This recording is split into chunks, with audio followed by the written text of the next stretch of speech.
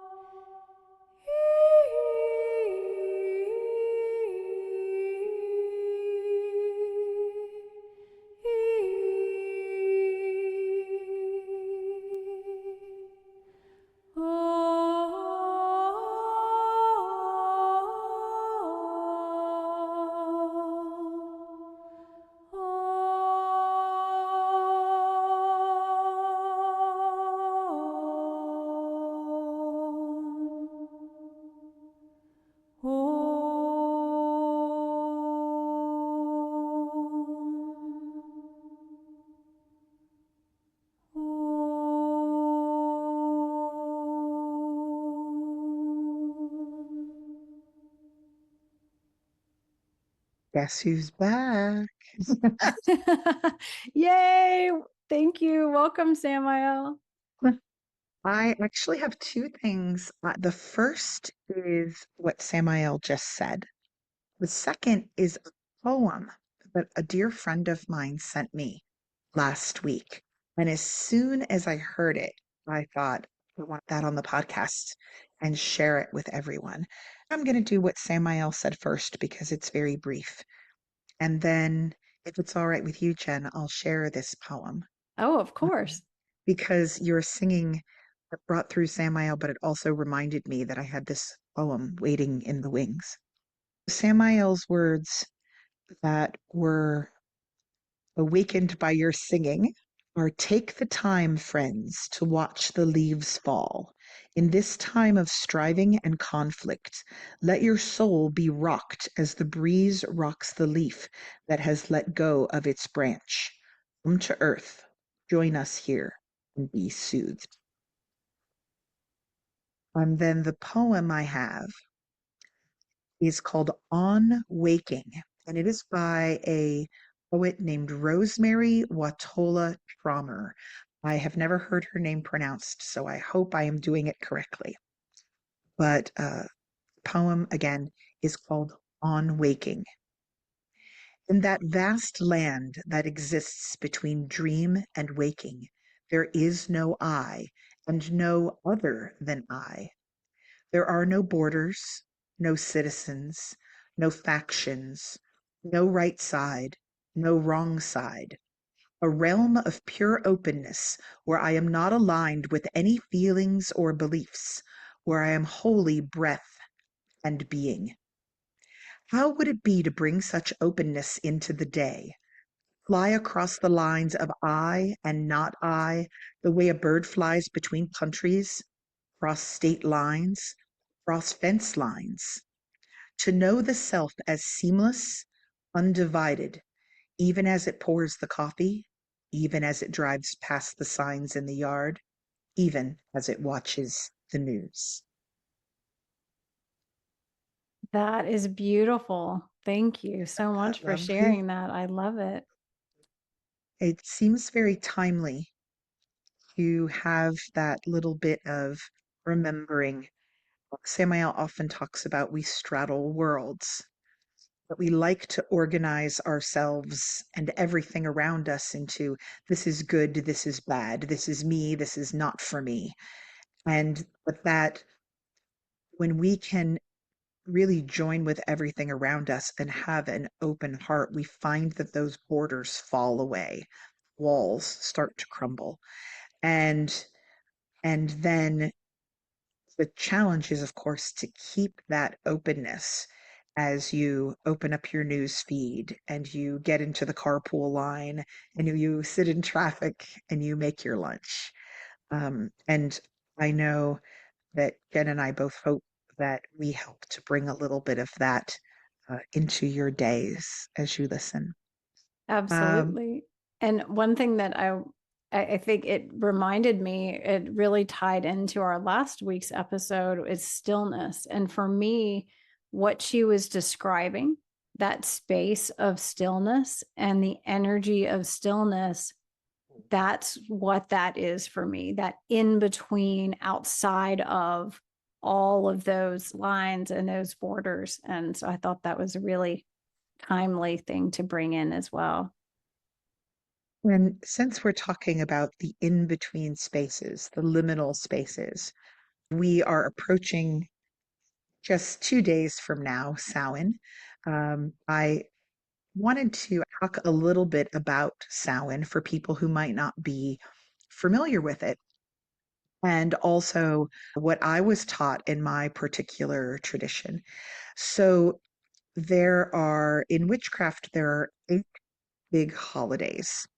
They're called the Sabbats. And the year is divided into equal pieces. So you have equinoxes and solstices, and those mark 4 of the holidays. And then you have basically the halfway point between those equinoxes and solstices, and that's the other 4 holidays. So all of the witchy holidays are very much tied to the waxing and waning of the sun's strength. And then, of course, we also really dig a good full moon. Whereas most of us think of the new year as starting on January 1st, for witches, Samhain is the new year. So in my brain, I'm doing my New Year's resolutions right now. It is a time as the leaves are changing and the earth harvest is coming in and the earth is giving up its green for us to think about the things that we want to give up or set down or let go of. We all have way too many things to carry in these days. And so this is a time of stopping and thinking, what do I really want for myself and for those that I love in the next year? And what can I set down and leave behind to make myself lighter? And that's what this time is for. Samhain is the Irish pronunciation. These are old, Celtic holidays. You might hear some people say Samhain because they think it needs to sound like Halloween. Here in the West, if you've only ever seen it written and you've never heard it pronounced, you hear people go, Happy Samhain, right? You're going to look at that word like so many words that, are Gaelic words. The letters do not necessarily represent what we think they represent. So you're going to say Samhain, okay? And the way that I was taught about Samhain is that the actual day of Samhain does not belong to either year. And it starts at sundown. The old Celtic holidays start at sundown and run till sundown of the next day. So you are actually starting your festivities the night before you think you are, right? And then you have that night in there to spend some time in the sacred darkness when we spend most of our lives as humans in sacred light.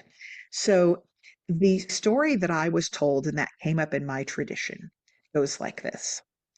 Once upon a time, a long time ago, all of the worlds were one. There was the land of the Fae, and there was the land of the dead, and there was the land of humans, and there were all of these different planes of existence, and that they were all joined, and that all of the creatures were in tune with nature. But then, as people started to build walls between themselves, all of these different creatures started to move away from nature and become fixated on themselves and their own lives. And they started to leave sort of a tribal way of life behind. They're moving away from nature. The worlds began to crack and split, and the planes of existence began to drift apart from each other. They were still sort of tied to each other, the way you might think of, like they still had sort of a muscle memory that they wanted to be near each other, but that they were floating around each other in time and space. And soon it got to the point where you couldn't cross back and forth. So the dead were regulated to the land of the dead, and the fae were regulated to the land of the fae, and the angels were regulated to the land of the angels. All of these different races or entities that we think of all had their own worlds. And the humans kept building cities, and we kept putting up walls. And soon we were very, very separate from all of these other worlds. But these worlds do still drift, and they're still trying to find their way back to wholeness. And on Samhain, the worlds happen to overlap once more in their cycles. And it becomes easy for the dead to visit us here, and for us to accidentally walk in among the Fae, and for all of these different guides that we are often reaching out towards to communicate with us. You'll hear the phrase, the veil between the worlds is thin. And that without even meaning to, you can suddenly turn a corner and find yourself standing in a different reality than the one you are used to. The reason that All Saints Day, November 1st, is where All Saints Day is because of this idea that you really kind of needed the saints to put everything back in order and keep all of this stuff from happening. And so that's why All Saints Day was placed on November 1st, to sort of counteract this pagan idea of walking between worlds, of moving through the liminal spaces, and being able to do it, if you were open, very effortlessly. So this is the time of year where you often might be contacted by entities you haven't been contacted by before. And you also should probably be a little bit on your guard, because if you know anything about the in Celtic folklore, not all of them have your best interest in mind at times. It is a time for very powerful connections to be made. Down in Mexico, where they have the Days of the Dead at this time of year, where families go into cemeteries and clean the tombstones and put out fresh flowers, and they celebrate their ancestors and also recognize that death is a part of the cycle of life. That is what we are doing at this time. Along those same lines, as we are walking here between the thinning veils, last week, Jen and I got on the podcast intending to record one podcast, and we were on the podcast, was it 4.5 hours? We were on with each other and recording for 4.5 hours. Somewhere about hour 2.5, I think we decided, oh, I think we're going to be done, and completed it and said, okay, let's, I sang and let's complete this podcast. And then we kept chatting and, yeah, and another 2 hours worth of stuff came out.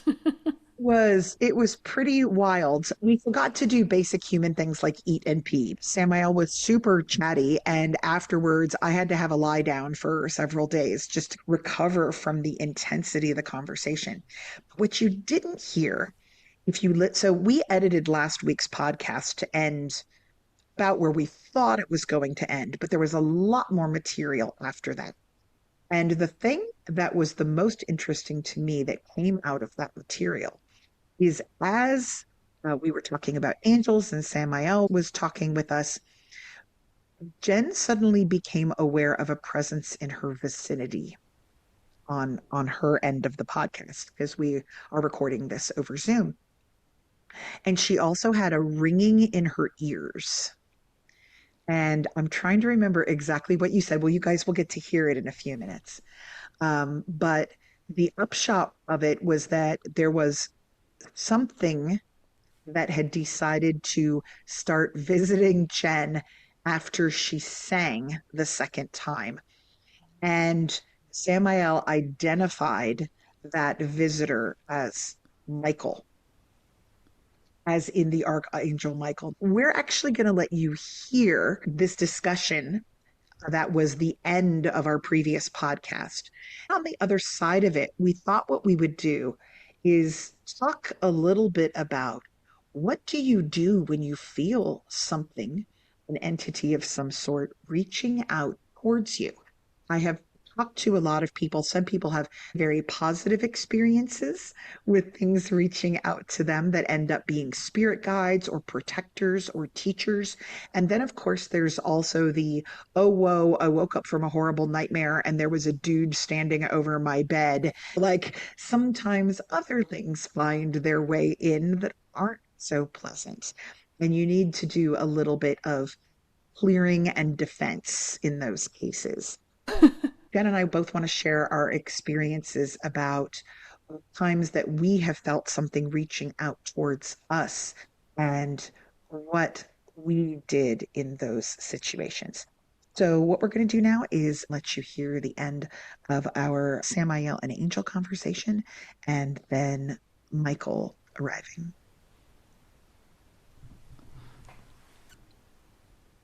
In my last animal Reiki master class, my student is just amazing. She's amazing. And we were talking about stillness and the place of peace, and that these are actual energetic, they're actual energies, like they're like energetic spaces and places, and that we can invite them in, and that we could invite in, like invite the place of peace in, and it would just come in. And she works with horses a lot, and that she was saying that it used to be that that was the goal, that place of peace was the goal of where she wanted them to get to.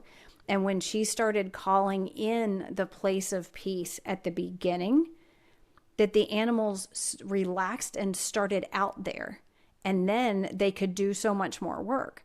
And so we had all these discussions about that these are actual vibrations, like vibrational places that we can bring into our spaces, and that we could do the same thing with stillness, and that we could call in the vibration of stillness and peace and sit in that, and that we can call that in just like we could call in a divine being or something like that. I think we often think of stillness as the absence of any vibration, but there's still stillness has its own vibration. I think it's just a much lower vibration than what we're used to. So we automatically go to, oh, it's like emptiness, but it's not, you Yeah, it's know? like a You slower vibration, yes. like instead of this energetic drum beat like at a soccer game kind of thing, it's this slow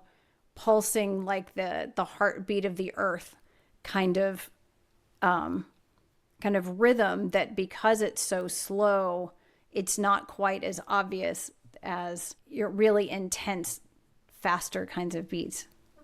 And I think of stillness as kind of the ultimate place of balance, where it's Yes. like a pendulum that's been swinging back and forth and back and forth and back and forth until it's really slowly working its way towards the center.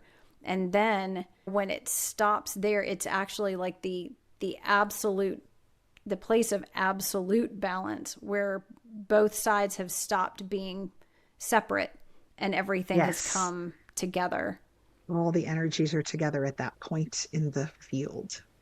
You don't have to have a special empowerment of, for, or a special ability, but that anybody can really do to help to bring themselves back to that center point. And I think it's really nice to be able to talk about the different ways we can do that and have something like totally new. I have never heard of tapping the your third eye 3 times and wrapping our wings around. And I read that somewhere. Let me see. Let me see if I can find it. I think it might just be in Seraphim Wings. Let's see what it says. How many wings do the seraph have? This is a quote from Isaiah 6, verses 1 through 3.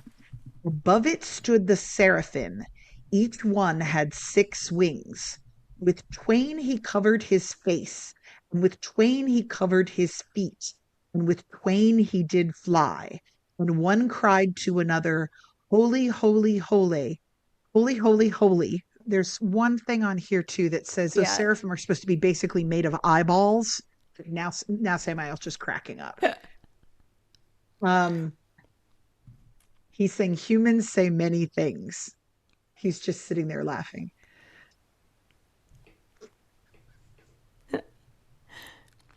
He's so helpful. Use your wings. He's okay. So the traditional 3 ways that the Bible says the wings are for flight, for the eyes, and for the feet. And he said the flight part was for protection. So one sets protection. He said, use your wings as we do to balance. Use your wings. I think he just takes great merriment in watching us try to figure these things out. And he's just sitting there, it reminds me of I was on the playground once and there was a group of 3-year-olds and one of them said, "Let's play house." And a little one of the other 3-year-old girls said, "Okay."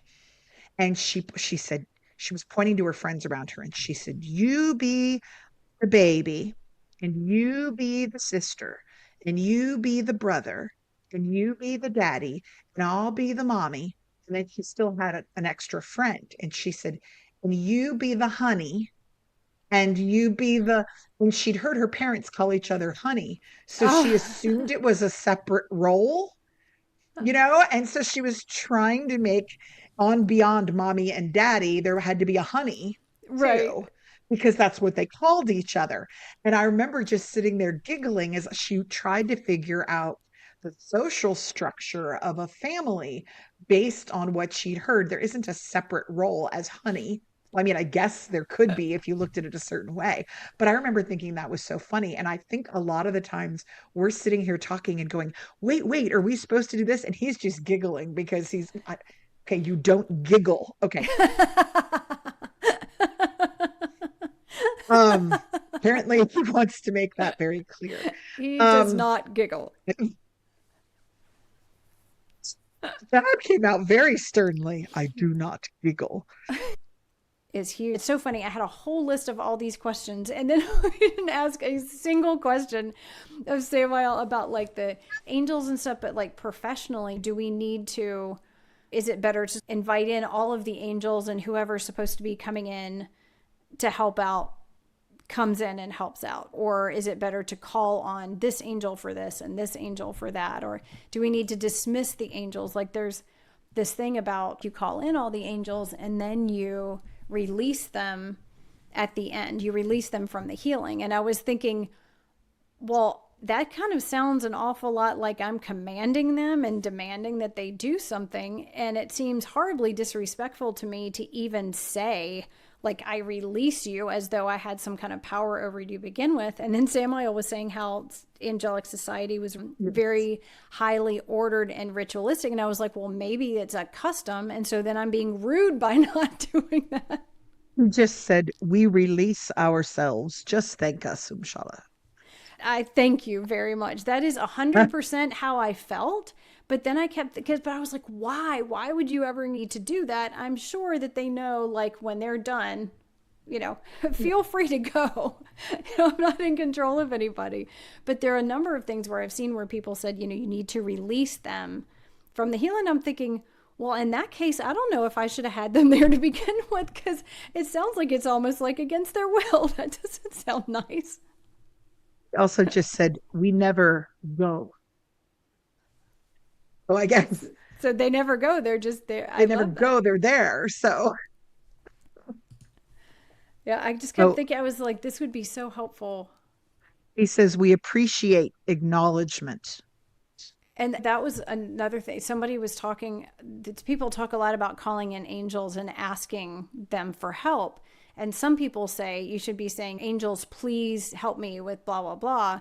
And then there are a lot of people who work with channeling angels who say instead, we should say, thank you, Archangel Michael, for providing 1,000 feet of unconditional love around me and keeping me safe, where you should basically say it in the form of a thank you for whatever it is that you're asking them to do.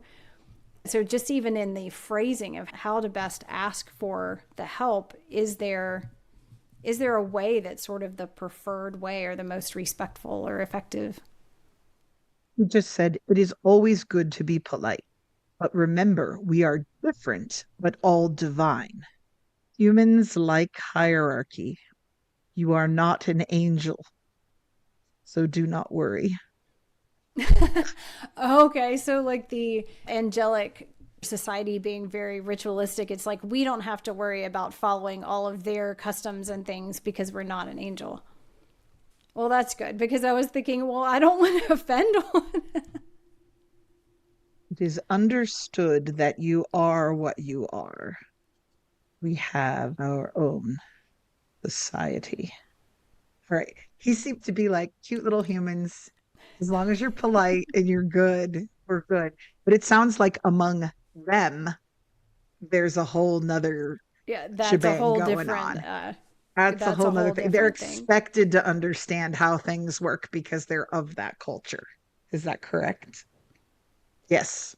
When it makes sense that they would, because they are there, like Right, that's right. that's what they are, and so it's sort of built into that makes sense. This is interesting. Humans put many emotions on us, like jealousy, that are their own perception. I have heard before, Samuel, tell me if this is wrong. I have heard before stories that claimed that when God made humans, the angels got jealous because they were no longer the favored creation of God. And that sometimes they act out because of that, trying to get God's attention again. And Samael saying, it is not so. Yeah, that sounds very contrary to everything that we Yeah. know about anything divine. About Yes. He says, it is not so. We are curious. So they're curious creatures. I want to learn about, I'm going to have a conversation later about this wing thing, extra set of wings. Because that's, yeah. stop asking about my body.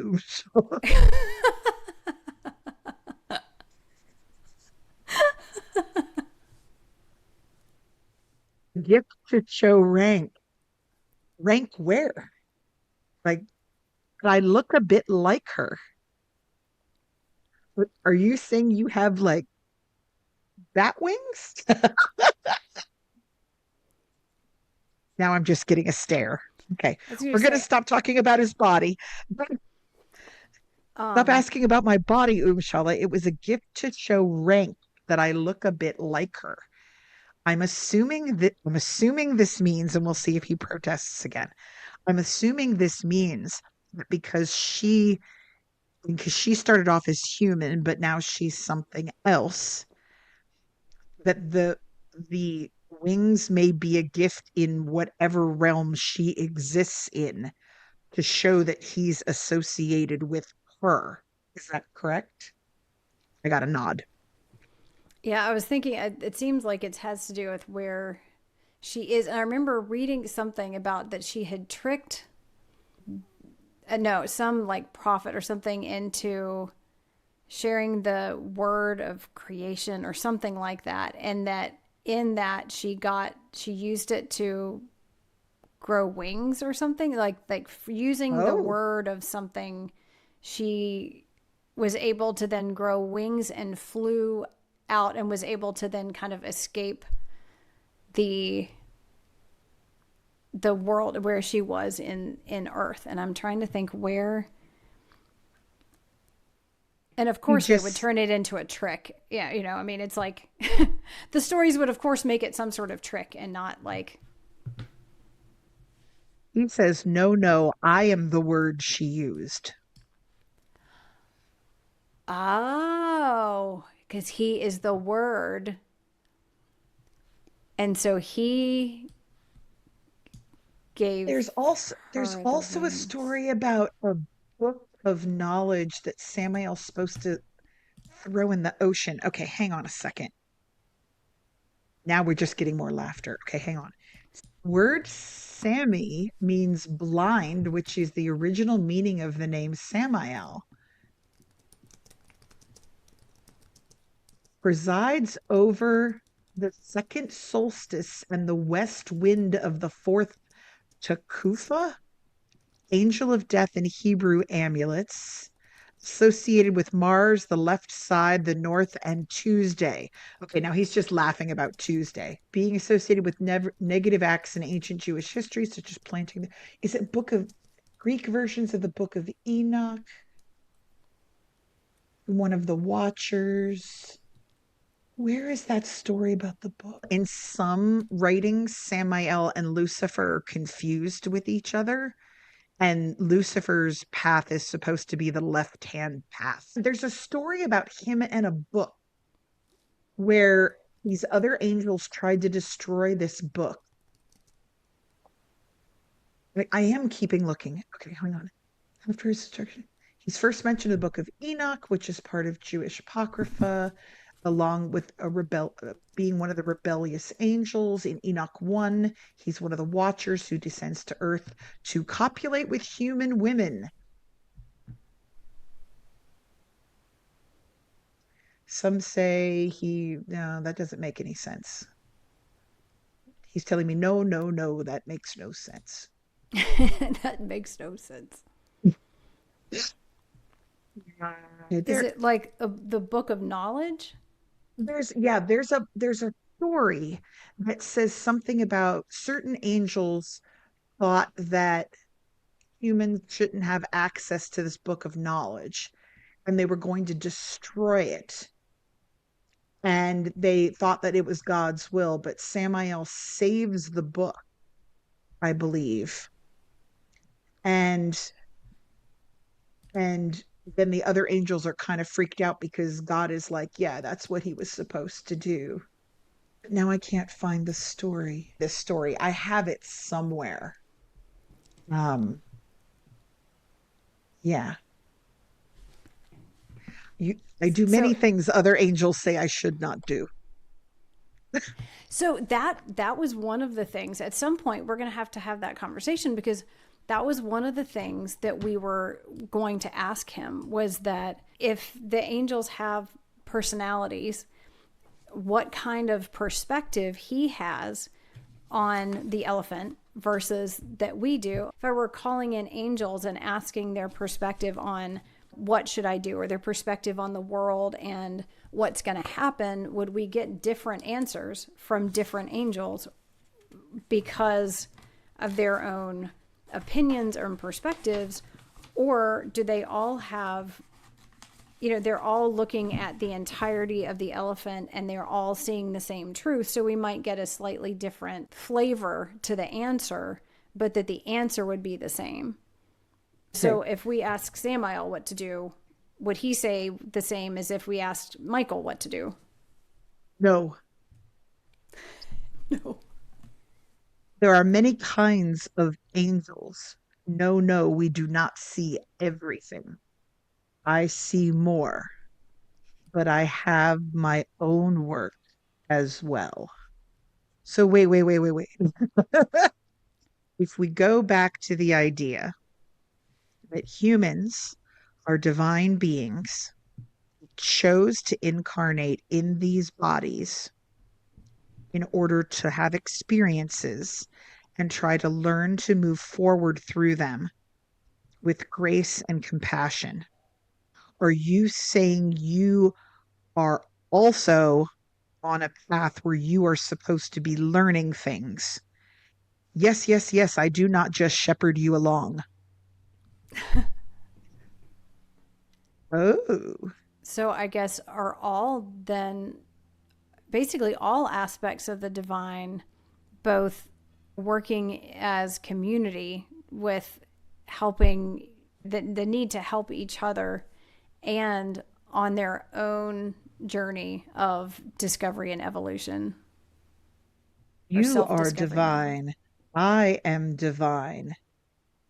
In between lives, we all have a path to choose.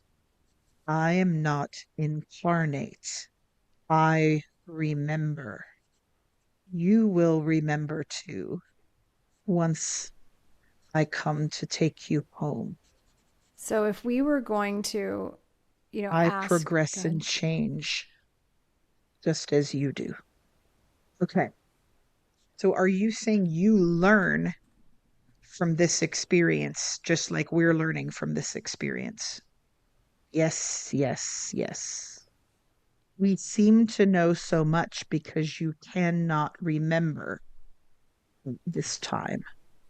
Is there more than inside the world and outside the world? Yes, yes, yes, many worlds. So, angels are a creation. You are a creation. Do not set yourselves below us.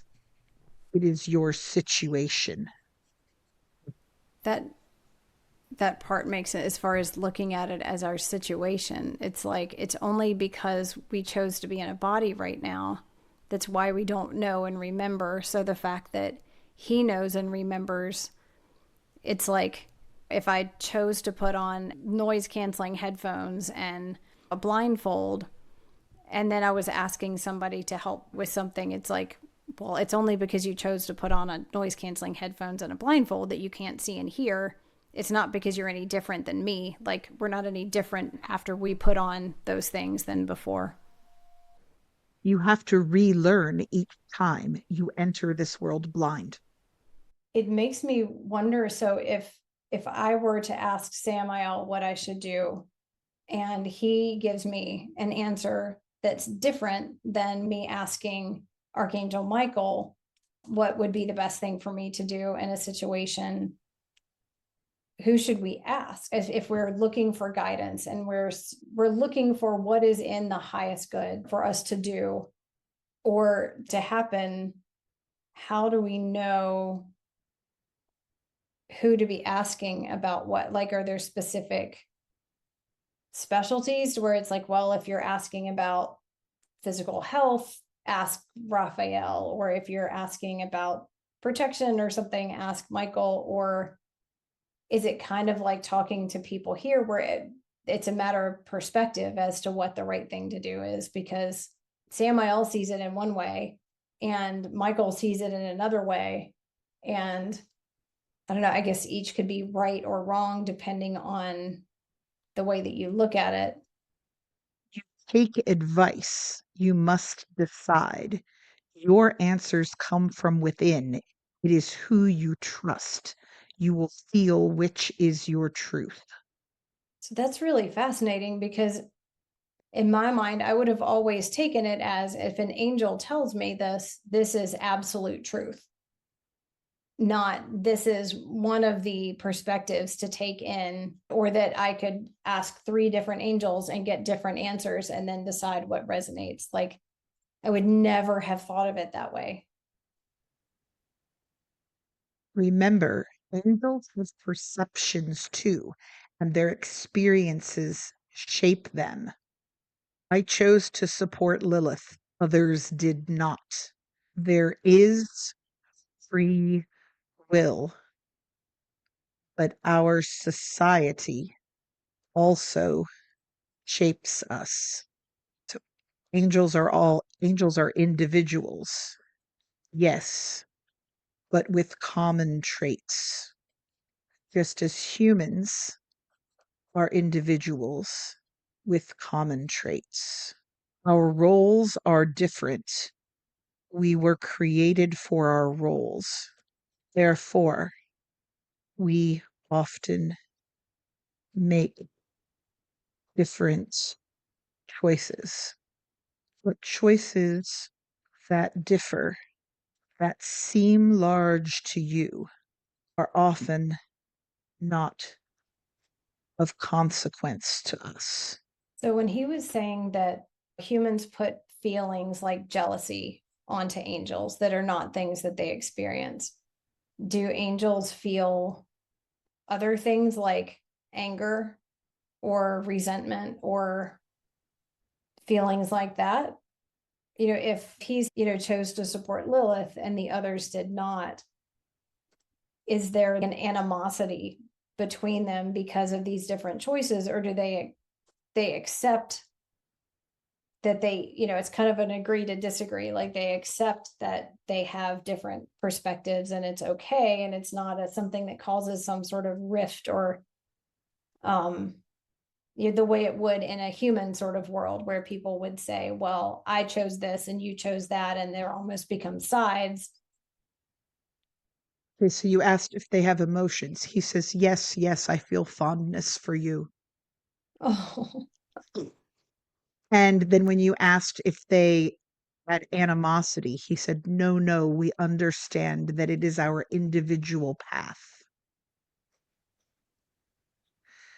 He said, jealousy is small. We tend to move beyond that. But grief and sorrow and joy are a part of our vibrations. Ooh, Michael does not oppose or blame me.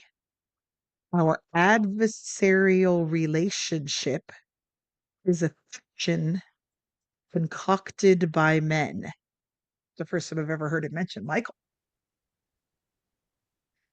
what's interesting because I realized I mentioned Michael over and over as another, like, because he's sort of Yeah, my you talk about go-to Michael a angel lot. as Michael far does as not oppose or blame me. Our adversarial relationship is a fiction concocted by men. so it seems like, given the angels remembering and their higher perspective of things, they would be in a place of that they're trying to help us with, which is that not choosing sides. It's not an or. We're not on Yes. sides of things. There are different perspectives of things and they're not wrong. Yeah, and I think that's part of what gets in the way of people having relationships with angels or asking for their help, is the impression that they're going to be mad at me or frustrated with me or irritated with me for calling them in because they had busier things to do, or if I don't do something that they recommend, that then they're going to be mad and so I shouldn't ask for their help. Or I think there's so many things that interfere with our ability to really receive their support because we're putting so many of these human kinds of feelings and judgments on them. You said something about or, and he said, yes, yes, not an or. We were still talking about Michael. Yes, yes, not an or. Someone must draw the sword. Someone must collect the souls. So I think he's explaining Michael's got his job.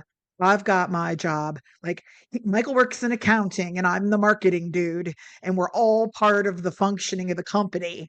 We might have different opinions on how the company is run. Sometimes accounting might not like how much marketing is spending, but we all are trying to get to the same place, right?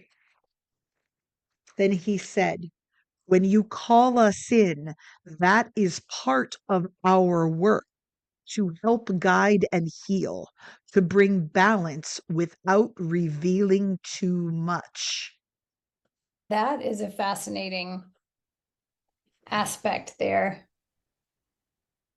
Ooh. Oh, If I give you all the answers, Shala, there is no point to your incarnation. And so I laugh. Well, that makes sense. I often wondered, I'm like, dude, you tell us so much, right? Like, I kind of feel like I've got a cheat code here sometimes.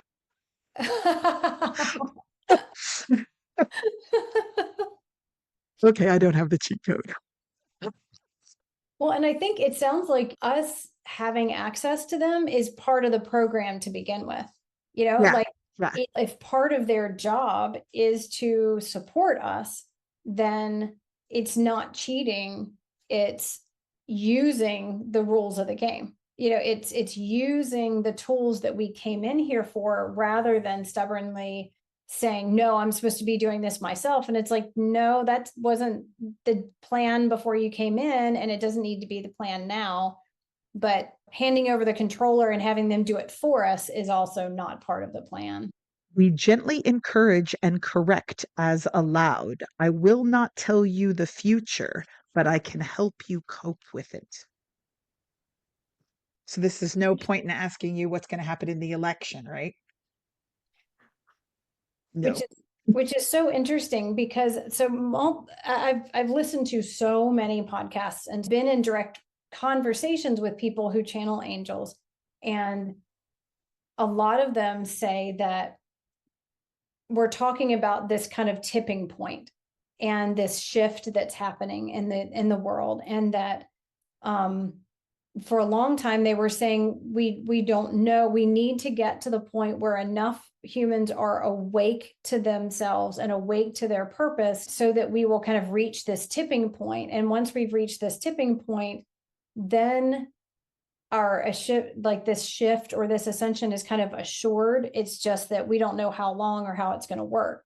And then recently I've heard people saying that they've actually been told now that we have reached that tipping point, that it is, I'm trying to remember if they said our ascension is assured, or this shift into this other way of being as far as the earth goes is assured.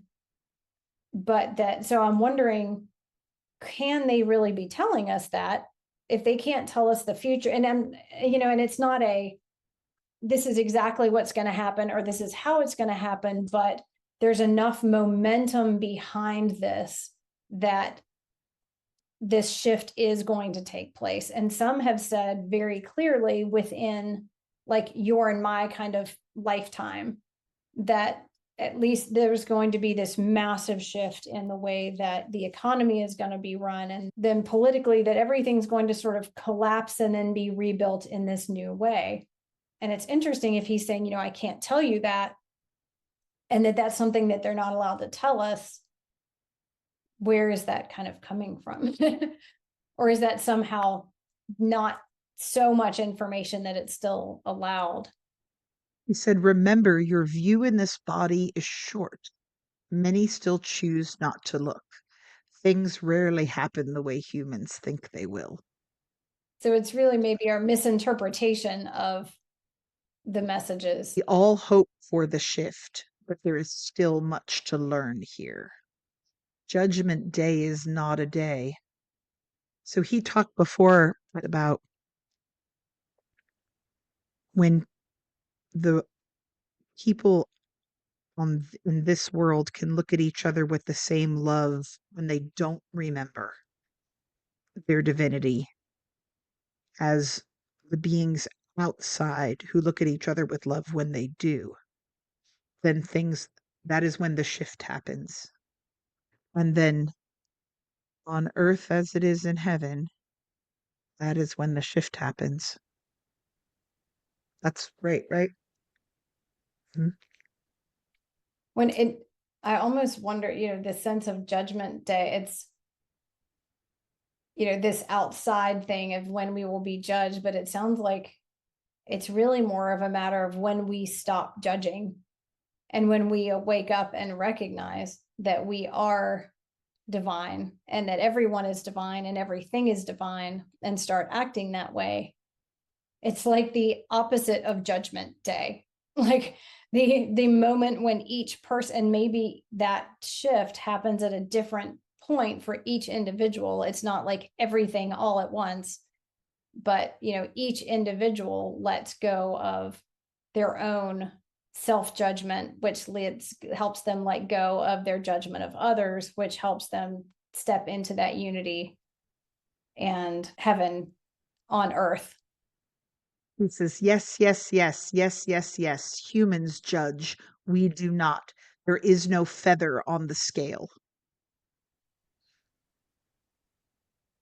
Was that Egyptian reference? Told me very good. With the weight of the heart as light as the feather, was that how they would? Yes, there's a goddess named, and I'm probably pronouncing it wrong. It's M-A apostrophe A-T, Maat. Trying to remember my early archaeology courses in Egyptology. And Maat has, I think she's really, really tiny, and she has a feather, and she's the one who sets it on the scale opposed to the heart. And if they balance, then you go on to your eternal reward. And if they don't, I don't even remember what's supposed to happen to you, but um, there is no feather on the scale.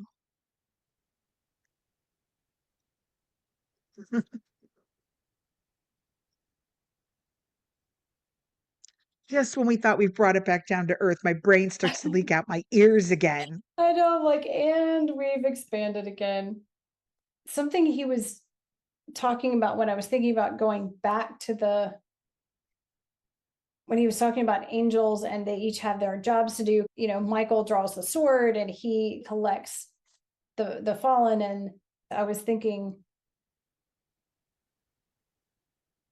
I wonder, is there that same level of individuation of personality as we get down to how we were talking about, like he was saying, that Kabbalistic concept of angels, of an angel for every blade of grass. And he was saying it's all energy and it's all vibration. Is there the level of like personality and individual path and growth of the angel of each blade of grass, and that concept, the angel of my liver and the angel of my pituitary and those kinds of things? Or is that really more of a vibration of something, but not something that's individuated to the point that it has an individual path and perspective, but more of an energy that's something that we're working with? He says, you have felt the soul of a tree. Yes. Yeah. Some energies flow together as one. Yeah, and that's true. I mean, one tree will say, yes, you can come up and hug me and lay under my branches. And another tree will say, no, I don't want you to I don't want you to take another step forward. Like, I want you Yeah. to stay back there. Because I was thinking there's, in the human layers of things, there's, like seraphim and archangels and guardian angels. And then these kind of Kabbalistic angels of all of these different things, and kind of wondering where that. He said they can speak, but some prefer to be part of a collective. Bees, perhaps.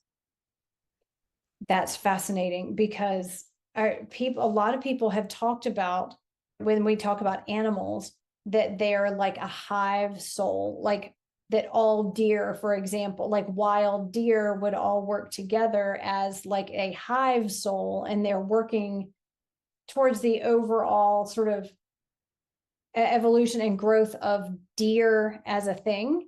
But then we know that like my dog has an individual soul purpose. Yeah.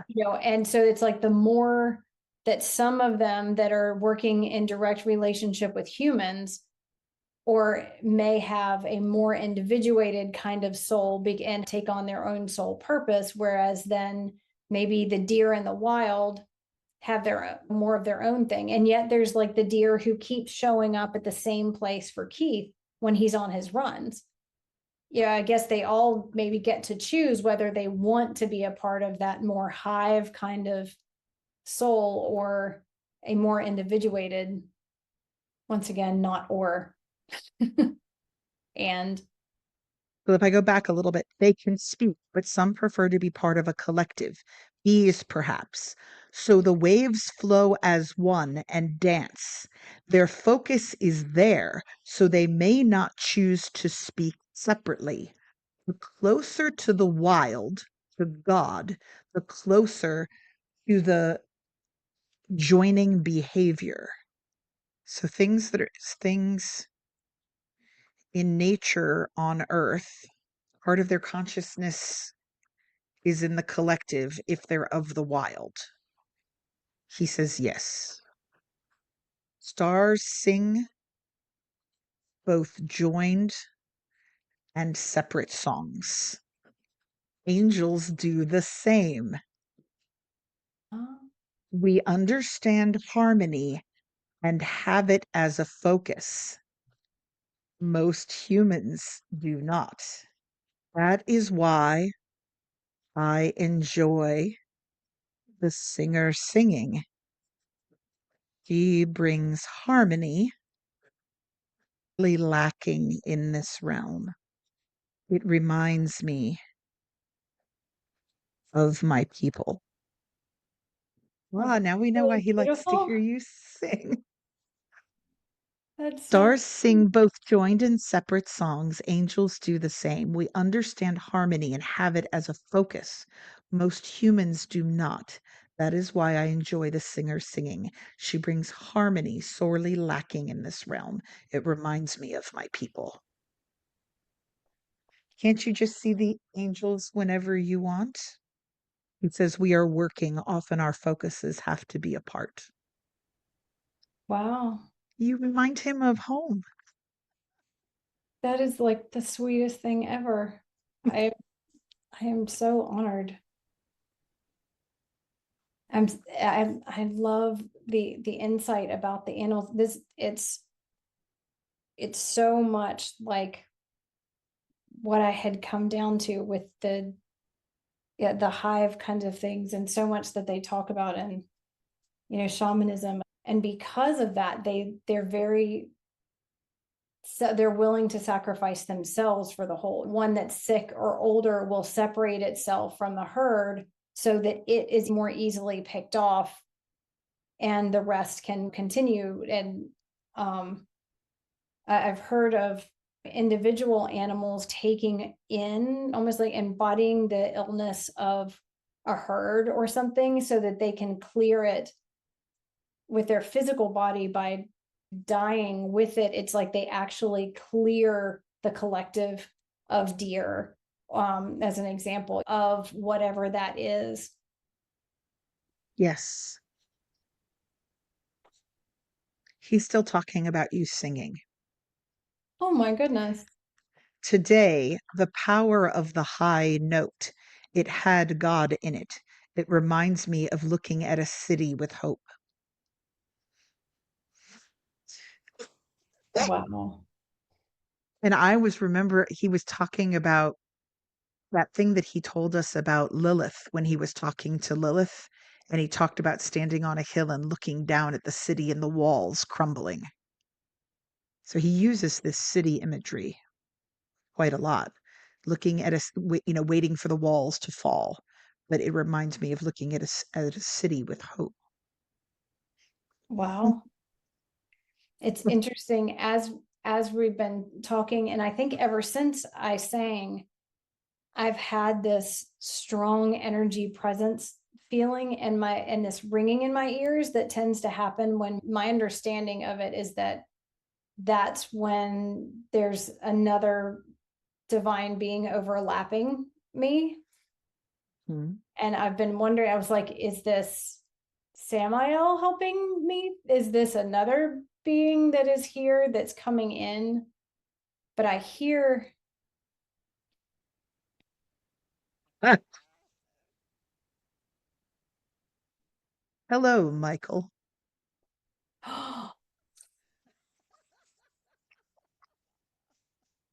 oh boy, the sound in my ears. No wonder I keep saying Michael over and over.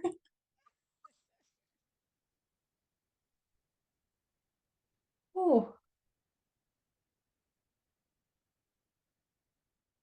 It is good to see you, friend. well, I cannot even tell you. the sound in my ears is so, it's this high pitch, and it just gets louder and louder.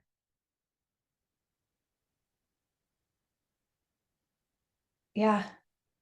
I so want to be able to open that and hear him.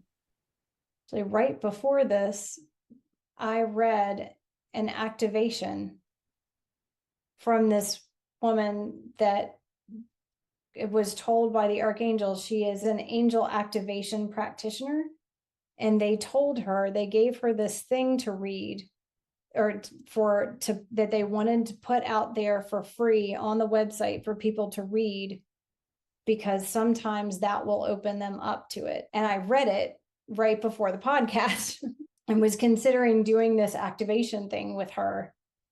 He said, after hello, Michael, it is good to see you, friend. He says to you, he tends to have a very strong vibration for humans. The ringing of the sword, his sword speaks. The ringing of the sword. It has a very metallic-y sound to it.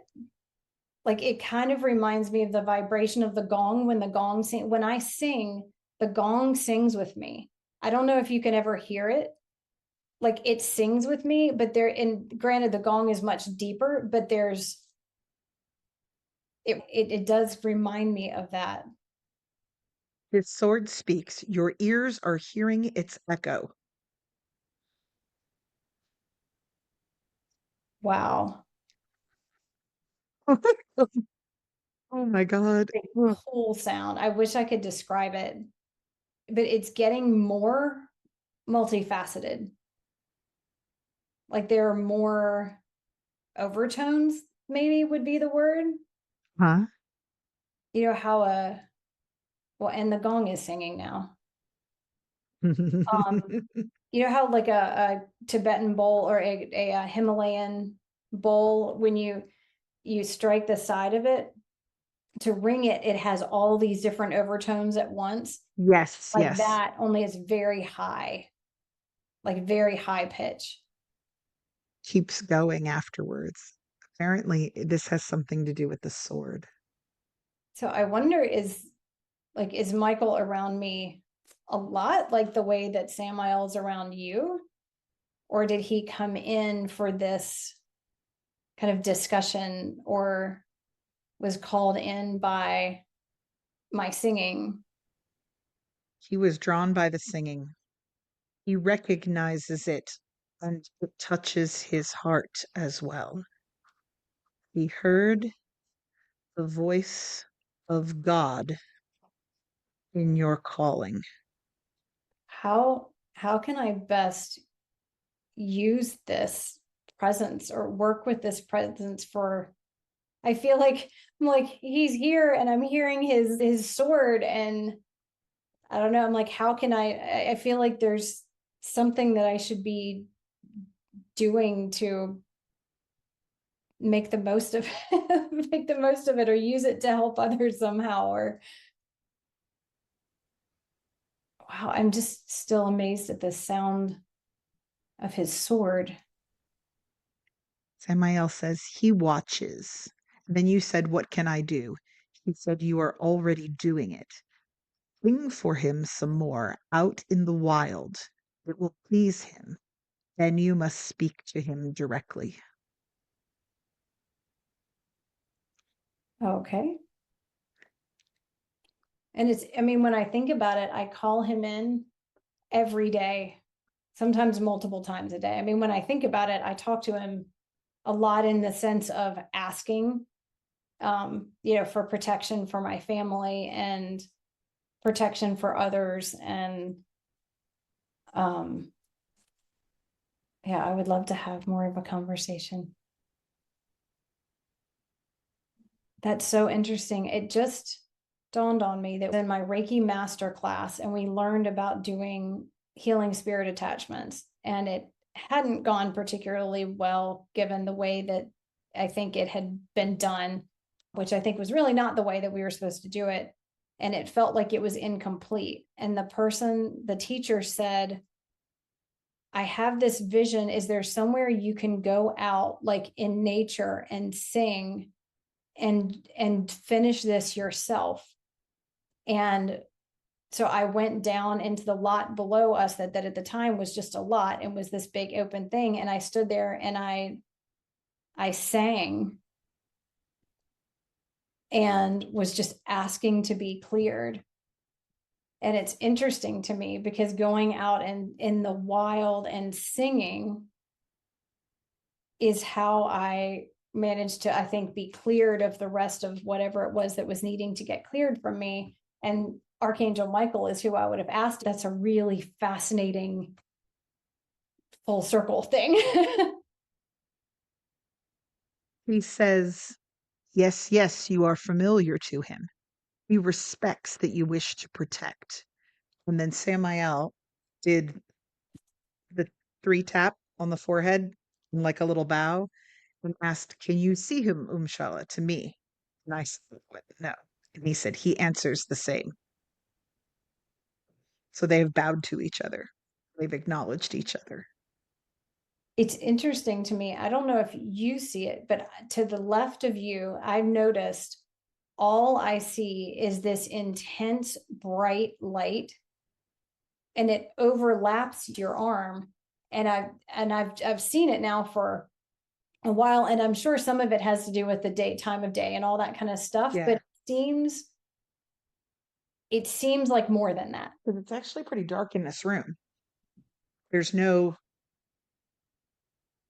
I'm on the front of the house. It's it's the afternoon. This is actually So over your right shoulder, there is no this side.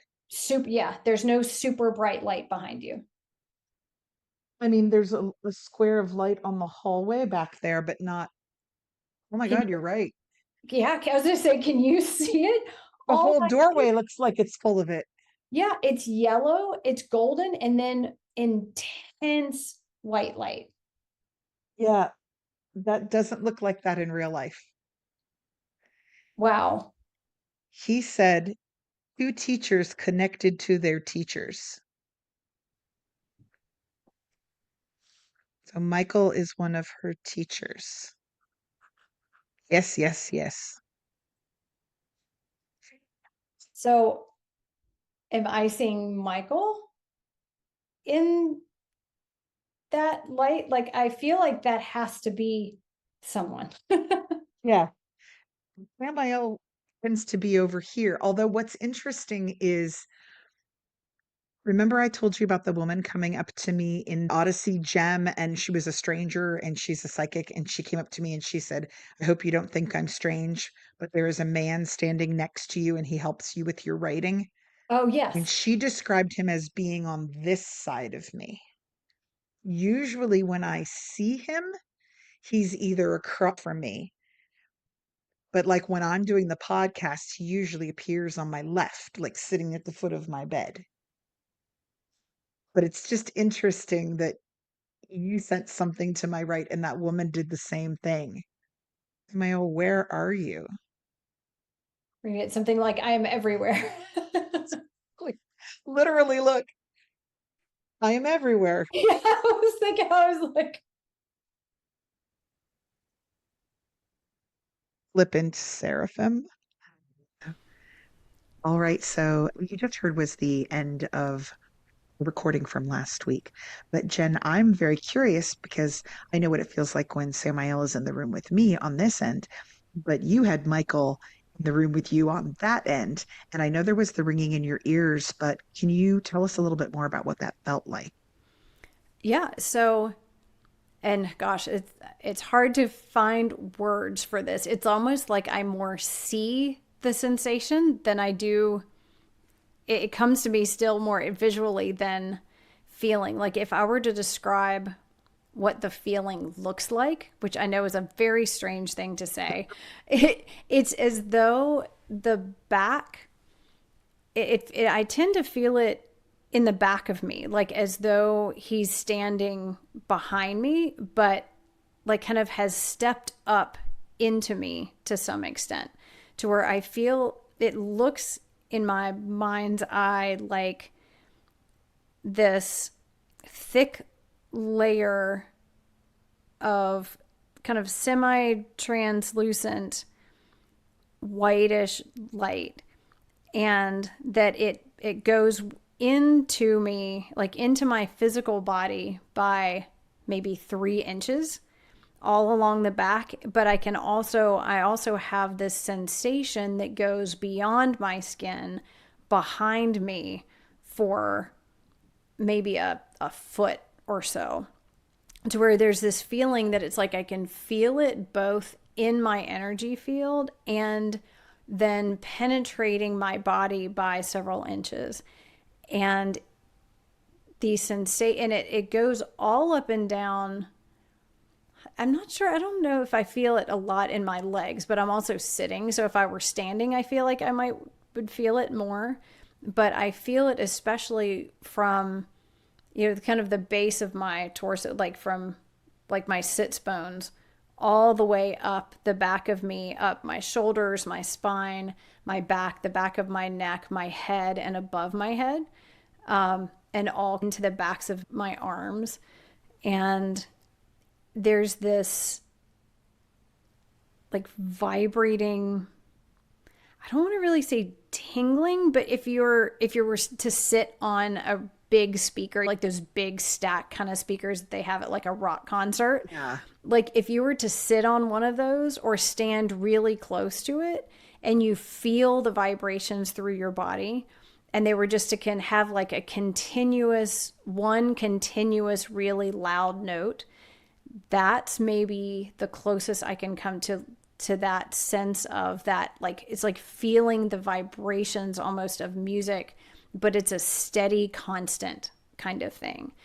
And it's not uncomfortable, but it's so strong that it's kind of distracting. It makes me, I find myself, and I think I was saying that in the podcast, I'm like, and I think it's just, it's a very strong sensation. And it's so strong, it's almost like it takes my breath away some, or you've like stepped into cold water and you're like trying to kind of get your breath and you're like, oh goodness, like that kind of thing. It's a little bit like that. So he actually, like, when I wonder, because I know you've worked with a lot of different entities, is it like that every time, or was this more specific to Michael? I feel like it's like this with very high vibration, very high vibration divine beings. Like, I'm trying to think of other beings. Like I have had, what's her name? Yamaya, the goddess of the salty waters, like step into me before. And it seems like I don't think I've ever had, well, I don't know, maybe I have had divine beings. Typically they tend to come from behind me and almost like they're stepping up and into me from the back.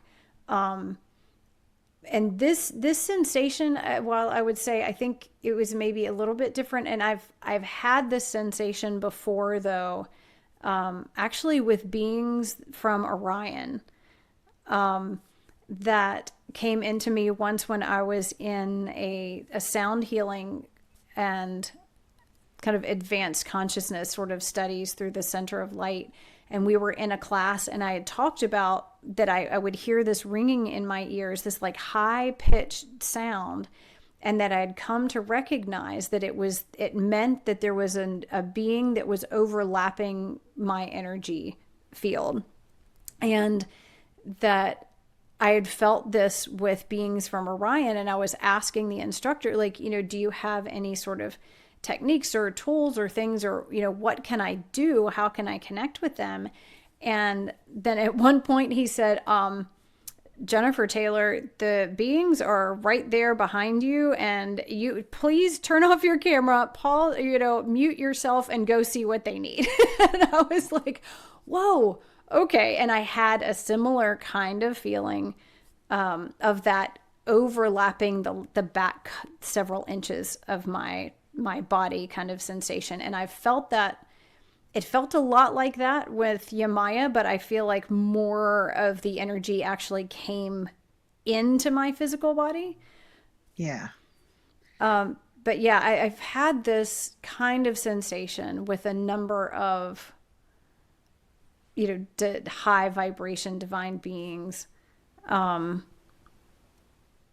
is a little bit more intense, I think. The when I think about it, and like the fact that I kept going, oh goodness, like I feel Yeah. like the sensation of Michael has been probably the most intense physical sensations that I've had, of having a divine being kind of stepping up into me or overlapping me. And I've come to learn that, our physical bodies cannot really contain the fullness. Like they're vibrating so high, and their energy is so huge that oftentimes it will feel to us like they have really fully inhabited our physical body. But I've learned that it's actually just sort of a part of them, because we Right. we could not, our physical vibration is just kind of too low to really kind of contain all of something like that. This is one of the reasons I asked this, and it was so interesting to me, um, is that and I just kind of asked him right now as he was here, when Samael is around me, he's often where I can see him coming. He generally doesn't come up from behind me. And he always seems to be very careful to stop where he is or where his energy field is with the borders of where my body is. Like he doesn't, I've never had him overlap me. And it was very funny because as you were talking about this, I was thinking, why doesn't that happen to me? And he said, because I am careful with you, Umshallah. But what I did have happen was at the Blue Ball Inn, and Jen, I know I told you about this in a Marco. It was about a week and a half ago, and I was upstairs in one of the bedrooms, and I put my hands at the foot of the bed and said, "Is anyone here?" And it was in a room that I'm normally very intimidated by. As a matter of fact, one of our other archaeologists calls the room that I was in the problem child room, because it's the room where most people have, there's a particular entity that tends to pop up in the house from time to time and say and behave in a very aggressive manner, and he's often in that room. But what happened with me was um, I did that. Is anybody here? When I felt someone overlap with me. And I had never had that sensation before because Samael always is very careful about borders, like boundaries with me. Probably because I'm so newer at this.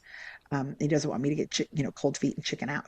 But this particular one, there was a man in the room and he was fast stepping over me. And through I looked out of the hallway and could see what he saw, which was a woman sitting on a bed in another room. And I remember just thinking, he's in love with her. And my friend of mine who was in the house, one of the other archaeologists who actually has a medical background, um, it was interesting because he observed all of this happening and he didn't know what was that he didn't know that there was something overlapping with me. He just saw me staring down the hallway into that other bedroom. And he was trying to get my attention and couldn't. And it's very funny. I was out at the Blue Ball Inn for a dig this morning, and he said to me, "So how did you feel after that experience?" And I said, "I have to tell you, I felt really cold on the inside, and I couldn't get warm for like 24 hours after that." And he said, "I didn't want to say anything at the time, but," he said, "you were standing there. I honestly thought you were having a mini stroke."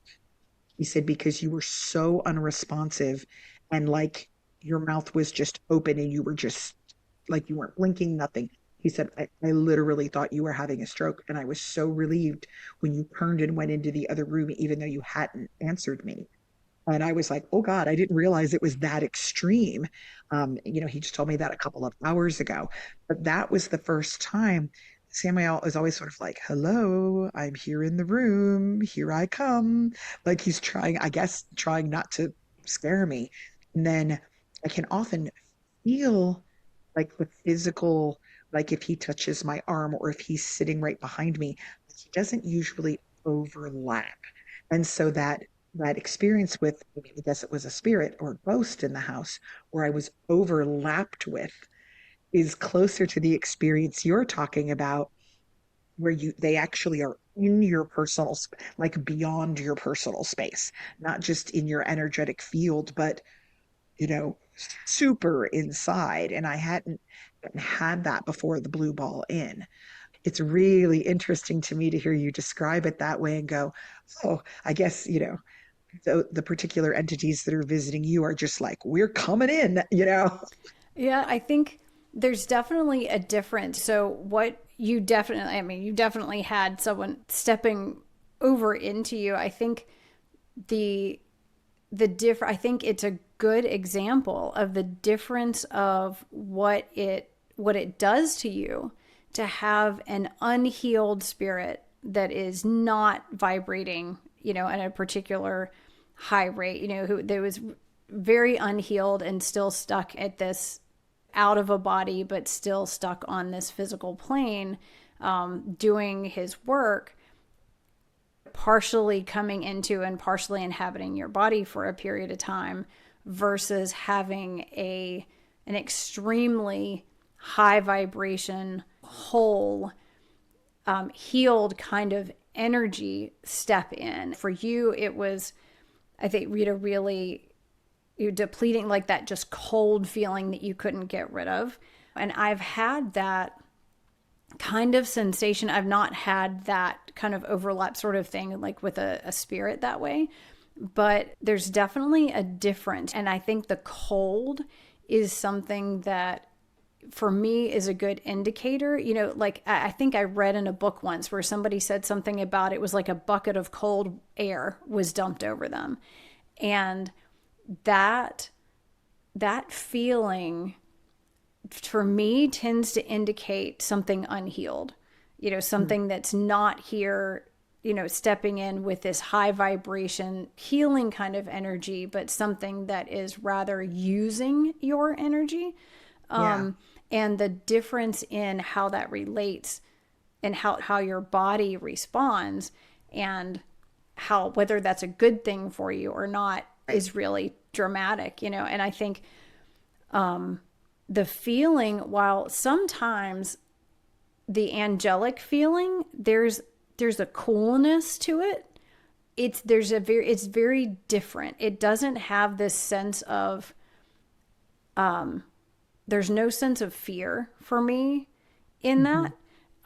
And it doesn't have that like hollow kind of sense. And Yeah, it's like the only thing I can kind of think of is that when I feel like I've been in the presence of something unhealed, there's this almost hollowness there. And this is a very full, like super bright spotlight kind of energy that's like filled with light. And it can be tiring. Like I was exhausting, and you from channeling. Channeling yeah, is hard on our physical bodies, and it can be exhausting, but it's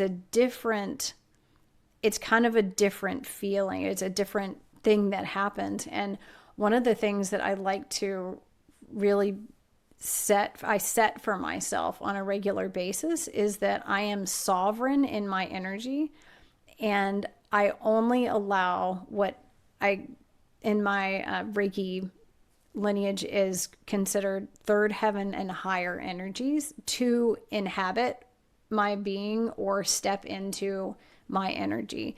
And essentially, what that means is that only beings who are healed and have evolved to a certain level to where they respect free will, and they only have kind of your best interests at heart, like yeah, what is in the best interests of the whole, because they have that unity perspective. They have evolved and they have healed to a point to where they can see that everything is one, and harming me is harming them because we are right, all right. connected. And so that vibration, anything that comes from my vibration of love, I allow to come in.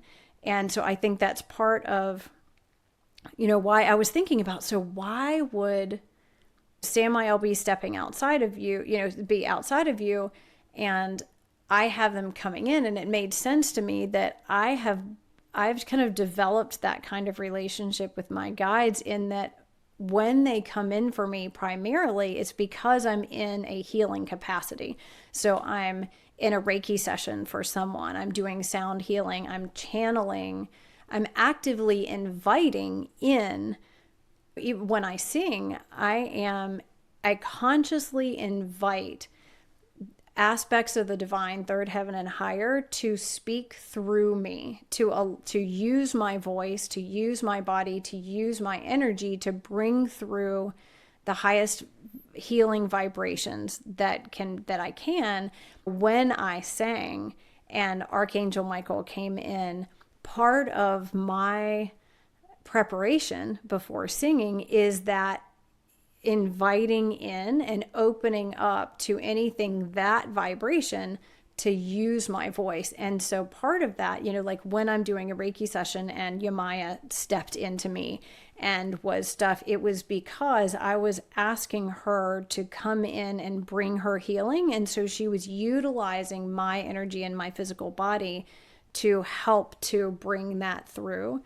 And so it makes sense to me that a lot of my experiences with guides involve them kind of stepping in, because Right, that's kind of what I'm at. That's the way that we're working together. right. And Whereas, one, and especially because I don't hear kind of quite the way that you do either, that sitting down to have a conversation with me would probably not be very effective for them. It's like, you need to feel me and we're going to move through you that way. yes. And I know that was one of the things that Samael actually has brought up in the past with you, is that talks about that different divine beings, they all don't communicate with words. Sometimes, and you have a gift for song and dance, and that a lot of times there are entities that really want to communicate with you, that are attracted to song and dance, or that's how they communicate. I know one of the things that Samael talked about when he was speaking of Lilith a few weeks ago, and don't worry, our next episode is going to be Lilith. I know we've been teasing Lilith forever here. Um, but that she words are not her primary method of communication, that she appreciates song and dance a lot more. With Samael, he's a word guy. I have people that like I mentor who will say, well, I want to be able to hear my guides the same way you hear Samael. And I have to say, you have to understand, Samael's a word person and I'm a word person. Your guides, they may be communicating through music, they may be communicating through emotion, they may be communicating through feelings or signs. Just because the odds of you communicating with your guide the exact same way I'm communicating with Samael are pretty low. From what I have gathered from lots of other people out there who have written me after reading Book of Samael, um, they have different interactions with him than I do as well. And we're communicating with the same entity. Like I always joke that I run into all these people who say they've encountered him and that he always has this cup where he gives them a cup. And I'm like, with my cup, like, why don't I get a cup? What's the thing, But that's not part of my relationship with him. That's not the role that I play there. And when I ask him, where's the cup? He just laughs and won't answer the question. Um, so just because someone else is having an experience with an entity doesn't necessarily mean your experience, even with that same entity, is going to be the same. Because especially if it's a teacher or someone trying to get your attention, like Michael was clearly trying to get your attention, and we know from what came afterwards that he wanted you to connect him with someone. It's going to be a different experience for everybody.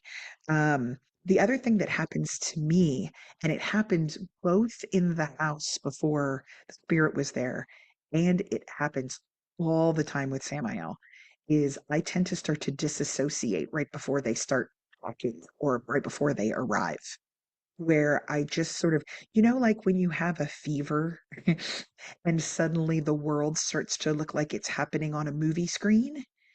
and like you are somehow now watching it from a slight distance, and you think, oh no, I'm not really part of this reality anymore.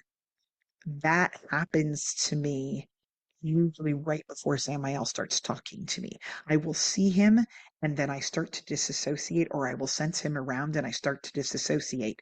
And then all the words come out. And then afterwards, I frequently can't remember large parts of what he said. The same thing happened with the spirit at the house, where I put my hands on the foot of the bed and said, is anyone here?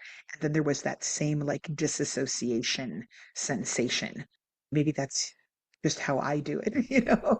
And I'm still learning. You've had a lot more experience than I have with this because you are actively healing people. Whereas, as I like to say, I'm just a stenographer for a seraphim. So, Well, and it's interesting that you say that because I kind of put myself in the same kind of realm that you are, where it's I'm not healing anybody.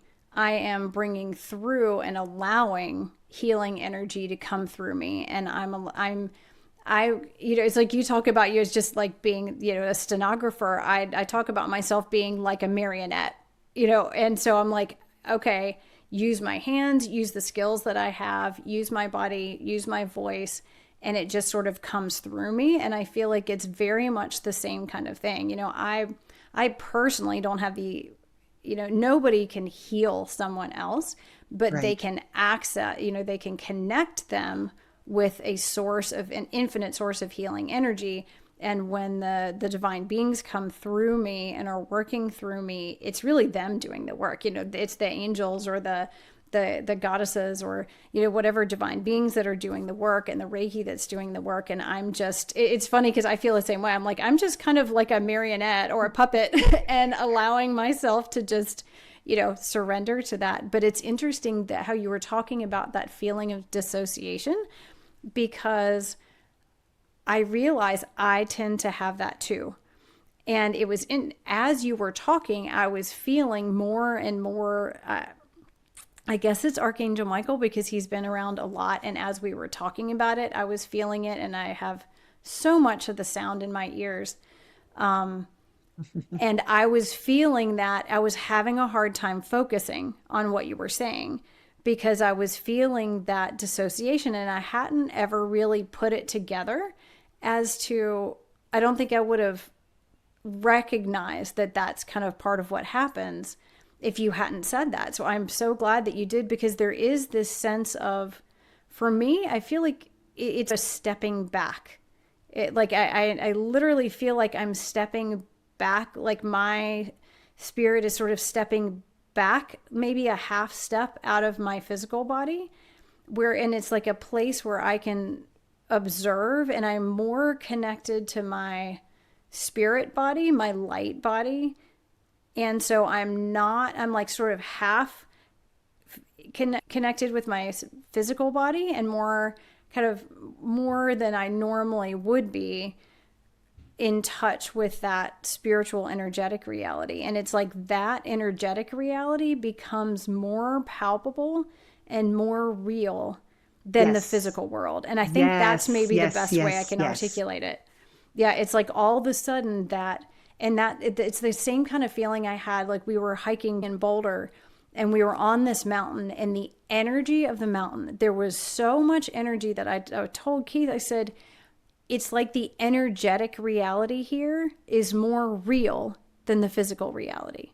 Like I'm having to focus on like tying my shoes and things because I'm like distracted by the amount of energy that I'm feeling around me. And that's kind of what it's like when Archangel Michael steps in a big way, or there's this divine being that is really getting my attention. It's like all of a sudden that reality is more real than the see it, feel it, taste it, touch it kind of reality that we normally live in. And so what normally would be something that you don't even have to think about is something that seems like, wow, I would have to really focus if I needed to drive a car or do something right Yes. now. Like I couldn't Yes. do both of those at the same time very well. Oh my gosh. Yeah, I totally get what you mean about the whole, it was so funny as you were talking about them stepping forward into you and you taking a step back. All I could think was do-si-do with the divine. Like, swing your spirit round and round. So, but yeah, I love I you. totally know that feeling of, oh my God, like I can't even focus on like the actual people that are might even be speaking to me, or like in the case with the Blue Ball Inn, where like my friend was standing in my vision field. I'm sure my brain must have been, part of it must have been processing. He is standing there saying something to you, but my attention was not even registering his existence because there was something else there that was basically compelling me to look past and to see what I need, what in that case, what you wanted to see. So, yeah, like, I mean, I think about the number of times this fall that I've been at or something like that. And I'm sitting there having a conversation with someone, and I'm in a public place. I'm at a market, like I'm taking $10 for a print. And in the middle of it, Samael's just like, blah, blah, blah, blah, and I just have to stop everything and start writing things down and be like, I hope the person in front of me is prepared to deal with this because, you know, and a lot of times it's because he wants to talk to that person. And so they're always enthusiastic because they're actually getting a message. But, in the beginning, when he first started coming around, I was thinking, oh my God, what are people going to think of me? And now I just do it because I really don't even have a choice. Like the fact that they're waiting for their $3 and change or something becomes suddenly so low on the priority scale compared to this other sort of encroaching reality that I don't even notice it. I wonder a lot of times, do I seem really scatterbrained to people when this happens? Because I'm having trouble tracking what the mundane things are that is going on because there's just this booming seraphim voice in my ears. Yeah, well, it's interesting when you were saying, becomes lower on the totem pole. I was thinking it feels like the rest of the world, the volume gets turned down. It's like the Yes, yes, volume yes, just yes. gets turned down. And it's interesting. I'm realizing the other thing that happens to me is my face gets really flushed. And it's funny because as we're talking about it, I'm feeling more and more and more. And something that I feel like Archangel Michael is trying to get me to say is that the difference, or a big difference between the spirit that stepped into you at the Blue Ball Inn and him and Archangel Michael stepping in, for example, is that Archangel Michael respects free will, and Yes. that spirit was not respecting your free will and was taking over without permission, and that a a healed aspect of the divine working from love, like an angel, will always respect free will. And so if you're trying to get a sense of, is this something that is that kind of the heart vibration, the vibration of love and, angel kind of vibration, or is this some sort of spirit, ask it to stop, and it will stop immediately if you ask it. If it is a being of divine love who is respecting free will, which is the only being I will allow to affect my Mm, energy. yeah. Sometimes this something steps in, you don't expect it or whatever, but if I say stop, it would immediately stop. And that is one of the big differentiating factors, is that it is always with my consent. And I've been in like sending healing for people, and I had this like huge stone, like I don't even know how to describe it. It's something out of a movie, like this giant stone creature pick me up and put me on its shoulders and was walking in, and I was like, wow, we are walking in, like there was so much power and so much energy coming through. And I got scared and was like, oh my gosh, is this a good thing? Like, I don't recognize this being. I've never heard of it, and I don't know who it is. And I had this little minute of panic of like, oh my gosh, what if I'm doing something bad? What if this isn't a good thing? And in that instant that I had that fear, he took me off his shoulders and set me down and kept going, and that was it. I didn't, the energy stopped. I didn't feel anything else. And then I was like, oh man, I just totally blew this. This was so amazing. And then I just blew it because I got scared. But I've had that happen on a number of occasions where something comes in, and then all of a sudden I go, oh my gosh, what if I'm not supposed to do whatever? And the second I have that fear, it is over. And that's how I know, okay, that was something that I would want to deal with, because it is totally respecting my free will. And something that doesn't, something that you feel like you're pushing against, or that you're resisting in any way, anything that is insisting on anything is not a vibration of something that you want to be dealing with. You may have an angel continue show up and go, come on, you need to do your work. I've been asking you to do this. Come on. But it's Yeah, who because does it's that in sound your, familiar? but because it's like, it's in your highest good. And you know that you could say, I'm absolutely not going to do it. I don't want to do this work anymore. And they would 100% leave you alone. Yeah. I felt I it have, building until me. I was like, I'm going to explode if I don't say this. yes, yes. I think that's a very good, good point is, always go with your gut, because there are all sorts of things out there on these planes, and we don't like we all have such a tiny part of the elephant, and we're discovering more things about this all the time, that you do have to be protective and you have to be wary. One of the things that was, um, you know, fairly early on in me working, well, I guess it wasn't super early on. It was after the first 6 months, but I was sitting in a booth at a market, and this woman walked in with her child, and she now volunteers at the inn, and she's fabulous. But he walked into the booth and started chatting with me. All of a sudden, she just went really, really still, and her eyes got really wide. And she said, "There is a very large, powerful man right behind me."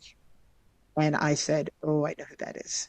And Samael basically had walked up behind her, and she said, "He's very interested in you, but he's a little bit close." And she said out loud, "Could you take a step back, please?" And I immediately saw her relax, like he backed off. Like she just requested, like she was sensitive enough to notice he was there, and that he was listening, and that he was hanging out in my vicinity, and he wanted to know who she was. But as soon as she said, "Okay, you saw this look on her face. Okay, that's a little intense. Can you please back off?" And I was very curious. I said, "What did he do?" And she said, "Oh, he stepped back." So, and it was interesting because another time while I was at the inn, I was sitting there on a bench with a wheelbarrow and a screen in front of me, screening for artifacts. And she was talking to me. And all of a sudden she went, "Oh, he's back." And I said, "Is he getting right up in your energy again?" And she said, "No, no, he's leaving a little more distance. He is right behind me. He's just watching everything you do." And so it was interesting to me on two levels. First off, because he remembered that she didn't like him to be that close, and he made the adjustment for the next time she was around, um, me. And second, he walked right up behind her and didn't seem to, but he tends to stand in places where he can observe what I'm doing. And I tend to think it's sort of like, I'm the new kid in the chemistry lab at high school, and he's the professor going, "Oh God, she's probably going to blow this place up again. I better stand where I can keep one eye on her." He's just watching to make sure I don't pour the wrong beaker into the wrong beaker.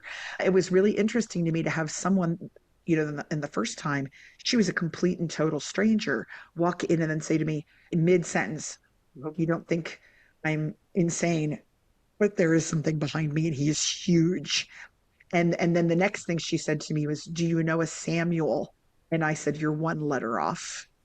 And then she asked him to step back, and he did. So I think that whole, "I'd like to request that you move out of my energy, please, a little bit," and then they do, is a very good marker that you're dealing with someone who has something to say to you. My experience with the Morgan has been signs. Like you will suddenly get crows and ravens all over the place, like circling your house, calling when you go out for days in a row. Um, suddenly people mentioning her name who have never mentioned her before. You start to get, all like there's just all of these, you get lost and suddenly you're driving through a town where everything is, the Morgan Daily News. And you're like, okay, so someone's here. But I mean, and I would love to know. I know I've run into several other people that have worked with her. The only time I've ever had her like really speak to me was when you did my Reiki attunement. And even then, she spoke very little. The rest of the time, she's around times and she will often gesture or make signs or point out things.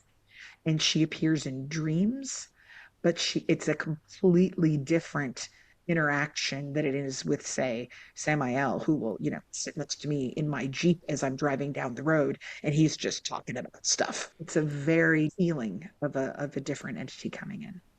They do each have a somewhat different vibration, even if you're all dealing with these high level, high vibrating divine beings. They tend to each have like a slightly different sort of like texture and hue and feel.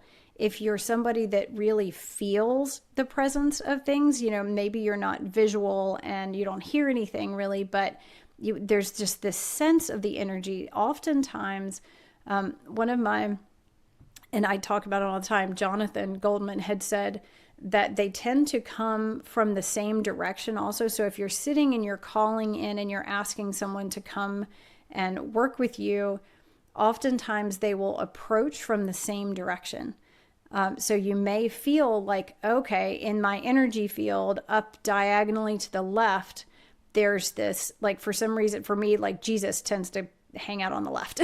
Certain beings will tend to kind of come from certain directions. So it may be that you notice when you're kind of meditating, you're sitting and you're connecting and you're inviting in your guides, that there's one that it always somehow the energy or the sensation of them always tends to be in a certain place in your energy field. And that Yeah. may be a way that you can kind of differentiate. Okay, I think this one is different, than that. And sometimes it's just a feeling and almost like something that you can't really place. And it especially at the beginning, it's oftentimes not likely to be as intense as what I'm feeling with Archangel Michael right Right. now. But I've done a lot of things of specifically being open to receiving those kinds of energies. Of the biggest way that angels would communicate with me originally was music and songs and signs. Like a song would come on the radio and all of a sudden it was the exact words. It was like the angels using the words of the song, or like in just specific lyrics that would stand out. And I knew that was the answer to my question. Or billboards or license plates or something. Like we were trying to figure something out one day and we were really wrestling, and we were in the car and we're like, what do we do? And inside I was just crying out to the angels going, please, somebody just help me. And we were trying to decide what we should do. And the exact word that represented one of the choices was on the license plate of the car in front of us. It like cut over right in front of us. So it really so we really focused on it because all of a Yep. sudden it just darted right in front of us. And there it was, the license plate with the exact word that was the clear answer of one of the choices that we had. Like, so Oh my I goodness. mean, it's amazing. And like billboards, it was so weird. Billboards, all of a sudden, like a part of a message on a billboard on the highway or something would be exactly something that you could just feel. It's like when you see something and it's like it touches this one part in you. It kind of resonates somewhere. Yeah. That's a way that you can really strongly receive messages from guides. And that for years was the primary way of communication. I didn't feel a presence, I didn't hear anything, I didn't see anything, but it would come on it would come on a radio, or somebody Yeah. would just come up to me in the store and say, I feel like I need to tell you this. And it would be exactly what I needed to hear. Oh my gosh, that's incredible. It's so interesting to me. I mean, we move past so much information in our daily life, and the way that a lot of times our attention will be drawn where it needs to be drawn to. There's obviously something working to get that message there. What we have to do is be able to be open enough to see it, because otherwise we'll walk past it the same way we walk past everything else.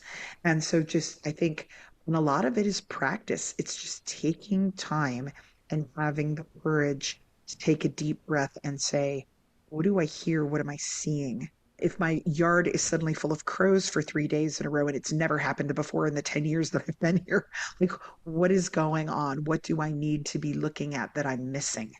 And often you find that they're speaking to you, just not necessarily with words.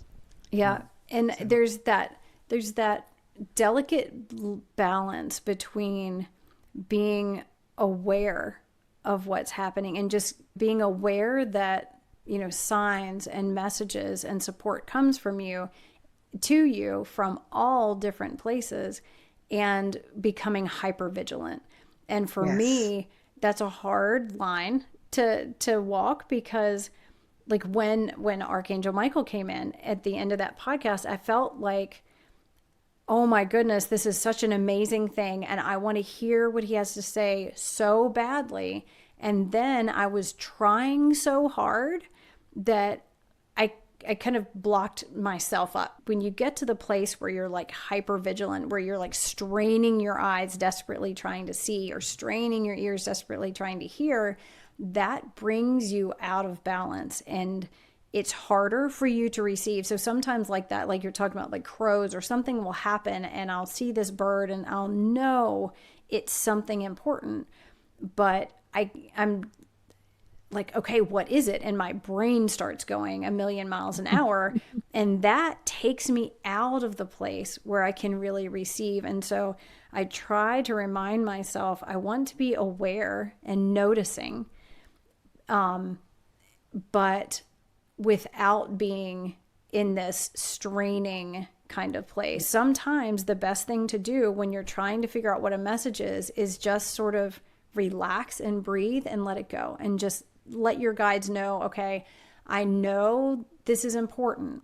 I recognize this. Please bring me more signs and help me to find other ways of helping me to get this message, because I know this is important, but I'm having a hard time figuring out how, and then just relaxing into it. Because Yeah. sometimes I'll get in those places and I get so frustrated, and I'm trying and straining so hard that I think I end up turning it into something that it probably isn't, because I'm just so desperate. I'm Googling every, what does it mean when this kind of animal jumps from the right to the left and, does this, that, or the other. And it's ultimately the message will come to you. And if you're not getting it from that, just the fact that you're aware and your guides go, oh, she noticed that happened. Yeah, I Yes. think it's just being gently aware, and then realizing, paying attention to that sense, that little bit of sense that you get of something resonating within you. Yes. There's just this sense of, oh, like that feels important, and noticing that. And the more you get in the habit of noticing and recognizing, and just taking a moment to mark that moment of, this seems important, this seems, and then following up on any sort of impulse you have at that moment. If it's, I feel like I need to go over there and say hi to that person, or I need to go over and look at that book. That book is just, it feels like it's jumping off a shelf at me when there's, racks and racks of books or whatever it is. Taking then that next step of following the impulse that you get when you have that thing that seems to just sort of jump out at you when there's no reason why it should. Yes. And it can be a scary thing if you're not used to doing that. I mean, I think of the number of wonderful relationships I have that literally started because someone said, I feel like I'm supposed to come over here and talk to you, and I don't know why. And you can see on their faces, they're like, please don't let this person think I'm insane. But I'm looking for those things. And so when they tell me that doesn't usually happen to me, I feel like I'm supposed to come over here and talk to you. My next thing is, well, we might not even know why, but it's going to become apparent really soon.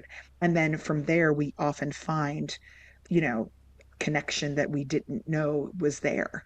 In a little while, if we stay in touch, then the message comes through. A lot of times, you can't, it's like having a romantic relationship here on Earth. If you try to force the relationship to happen, it's never going to happen. But if you can relax into it and say, I'm open, I'm listening, and if something has a message for me, I'm looking, they're going to arrive. When I teach bone casting, that's one of the things I tell people is I say, bone casters' bones come to them. I'll give you a practice kit to start with. Here's what's going to happen. You're going to go home after this class. And if you want to be a bone caster, you're simply going to say to the universe, I'm ready, send them my way. And I said, I guarantee you, within 3 days, you are going to have people handing you strange objects. There's going to be stuff in your front yard. Your dog is going to pick up something on a walk.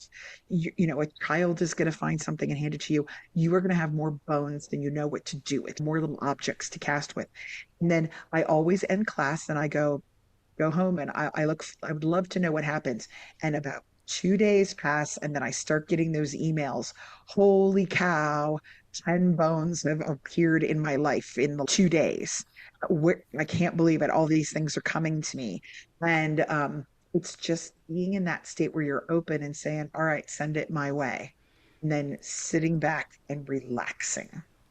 So, Yeah, and I think that's such a wonderful, like, tangible example of the way that this kind of thing works. And our guides work the same way. And every single person listening to this and every single person on the planet, you have a set of guides. You have, these guides who are more enlightened and aware and filled with love for you, who are just sitting around going, how do you think we should get our attention now? Like, how can we do this? And the more you start paying attention and recognizing it, the more will come. And they'll start noticing, all right, these are the things that seem to really work. These are the things that seem to really get their attention. We'll do more of that. And it builds and builds and builds on itself to where every time you notice something and follow through on the impulse or go, hey, okay, I'm listening. I get that you're here. Try not to let it be frustrating if you're not, just instantly having a conversation with them or something, but let it just be this little exciting game of like, oh, I got that one. Yep. Okay. I noticed that you did something. All right. Let's right, keep going. Let's see. And it will just keep coming. The books, the Celestine Prophecy, are really good at helping to kind of show how that kind of stuff evolves, how you get right, these little impulses and you're just sort of led. I think of it as being like led on the little breadcrumb trail through our lives of like, ooh, over here, and something gets our attention and moves us over there, which moves us over there, which moves us over there, and all of a sudden we're talking to the person has exactly the information that we need, that's right. exactly the connection that we need. And it is, life becomes so magical Yeah. when you start being able to see it through this kind of lens. We have one of the people that I mentor, and they were saying, I've been trying to hear this particular entity for 2 years. I've been trying so hard. And now all of a sudden you show up and you're helping me with stuff. And now I feel like I'm finally connecting. Why now? And I said, because I told you to relax. Like you spent 2 years trying to force a relationship and you're trying really hard. These things show up when they're meant to show up. One of the things I say is, come, I was on this planet half a century before I start hearing Samael. And he just said, you weren't ready to hear me. You get to, sometimes it's all timing. You get to a place where you can hear in a different way. and you're ready for the messages that come through. And a lot of times it's not on our timeline. And that's frustrating because we very much like to be in control of things as humans. But we're working with divine timing on this. So Yeah, I feel like that's a perfect example of our podcast where we'll sit down and the last podcast we sat down and we're like, "Oh, okay. We're just going to this is just going to flow right on through. It's not going to be a crazy thing to edit where we end up going for hours and hours and the next thing you know, 4.5 hours later yeah. because, you know, beings show up and Yep. information starts happening and we have to be flexible with how it's going to go because the more you work with spirit, the more you work with the guides, the less linear everything becomes. You know, it's never the straight road to whatever it is that you're thinking. And so yeah, just by coming along on this ride with us, you'll get more used to the idea of kind of the way things start working. Like by the We fact off that we have road. now been talking for like another hour and something, and this was supposed to be really quick. So which leads us to it's probably time for us to bid each other adieu. We hope that everyone out there listening, no matter what your background or your spiritual tradition, we hope that you have a lovely Samhain and that you can enjoy settling to earth like a leaf falling from a tree. And we thank you all for listening and for being part of our community. And I still feel Archangel Michael extremely strongly. And so I am going to allow him to sing or ask him if he will continue his presence and sing through me a blessing for all of you.